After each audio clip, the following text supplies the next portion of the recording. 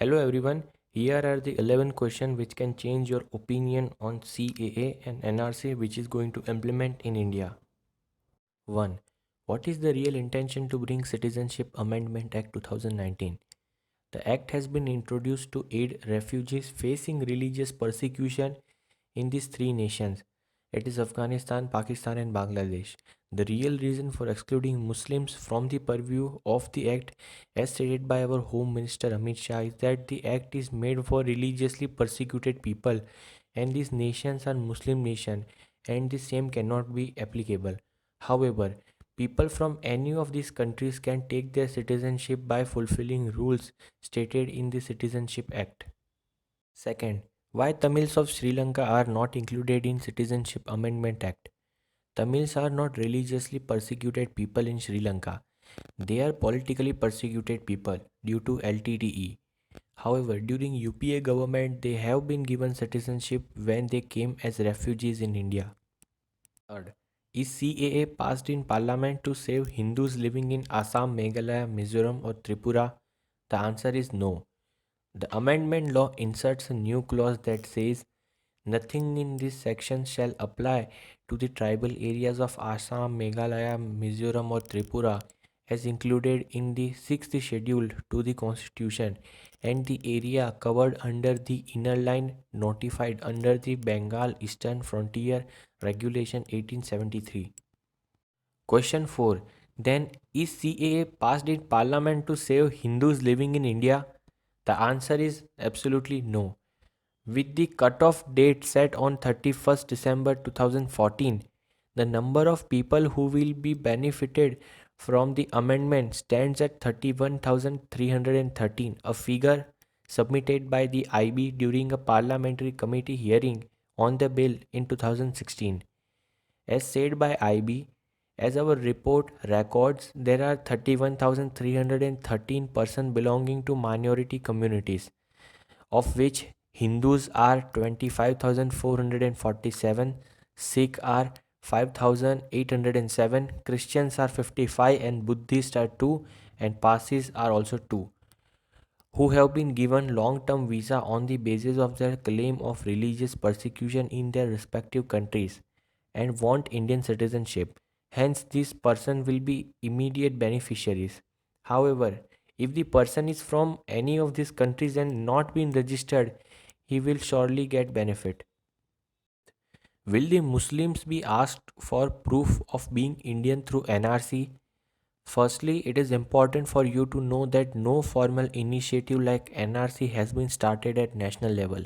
The government has neither made any official announcement nor have any rules and regulation prepared on it. If it is implemented in future, then it should not be understood that someone will be asked for proof of his Indianness. In one way, you can think of NRC as a process like Aadhaar card or any other identity card. To register your name in the citizenship register, you have to provide any of your identity cards or other documents as you provide for Aadhaar card or voters list. Sixth, what if a person is not educated and does not have the relevant documents? The answer is in this case, the concerned official carrying out the NRC exercise will allow that person to bring a witness. At the same time, other evidence and community verification like identification from villagers will also be allowed. A proper procedure will be followed. No Indian citizen will be put in an undue trouble for it. Seventh, there are large number of people in India who do not have homes, are poor and are not educated. They do not have the basis of identity. What will happen to such people? Such people cast vote on some basis and they get the benefit of welfare scheme of government like Narega etc. Their identity will be established on that basis. One of the most important question asked is that whenever NRC comes into force, do we have to provide birth details of parents to prove our Indian citizenship? Answer is it will be sufficient to give you the details of your birth such as date of birth, month, year and place. If you do not have the birth details available, you have to provide the same details about your parents. But there is absolutely no compulsion to submit any document by the parents. Citizenship can be proved by submitting any document related to date of birth and place of birth, like school leaving certificate, etc. However, a decision is yet to be taken on such acceptable documents. It is likely to include voter card, passport, Aadhaar, license, insurance paper, land or house papers on the similar documents issued by government officials.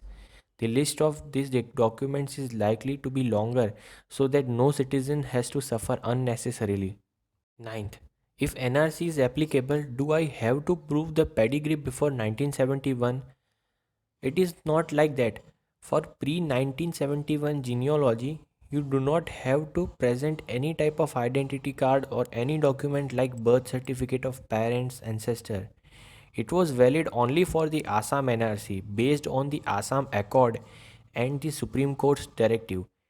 The NRC process is completely different from that of Assam for the rest of the country.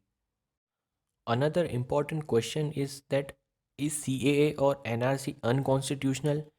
The answer is no. Government can make any law under Article 14 given that they are based on reasonable classification.